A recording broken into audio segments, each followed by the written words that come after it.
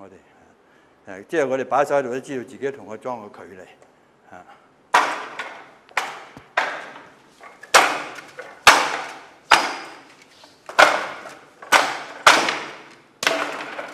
呢個我哋第一節咁嘅時間咧，表面上好似幾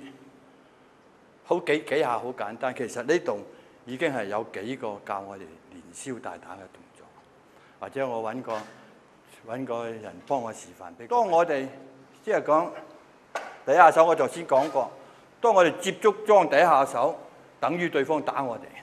我哋一拳打我哋嘅時間咧，我哋就係咁樣接住佢。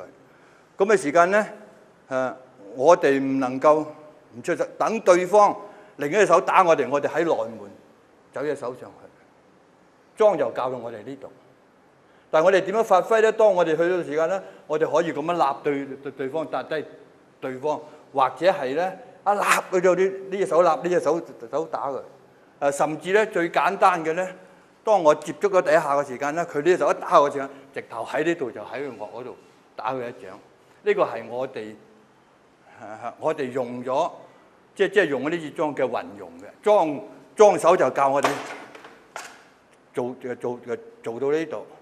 咁咧點樣發揮呢下手上鏡呢下手咧？就我哋自己去發揮。詠春之所以咁受其他人歡迎咧，就係嘅自由度好大嘅。呢個第一。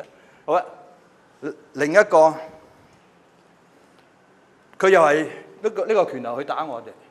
我頭先又咁打，我可以用個綁手打佢，用個綁手擋佢㗎嚇。咁即係講，我唔係用呢個形式，即係有幾個形式係由得我哋去運用嘅。當佢一拳打我哋，我哋一綁嘅時候咧，一走埋去就走去到呢度，但係佢係人嚟嘅，佢會發覺我一走埋個上，佢會轉身打我㗎嘛。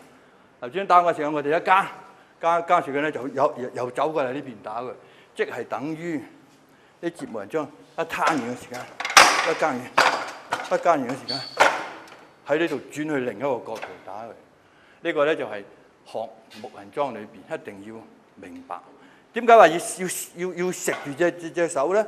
食住隻手令到佢對方嘅手唔能夠離開，發揮唔到呢隻，佢只能夠發揮另一隻手。但係如果當佢打我拳，我綁咗佢嘅時間，我離開手想走埋去嘅時間，佢就咁砰一聲，佢已經打我。所以呢隻手咧係要食住佢嚟到令到佢冇咗呢隻手唔能夠威脅我哋。所以喺打樁咧，除咗呢個動作之外咧，好多動作都係教我哋食住個樁手去打嘅。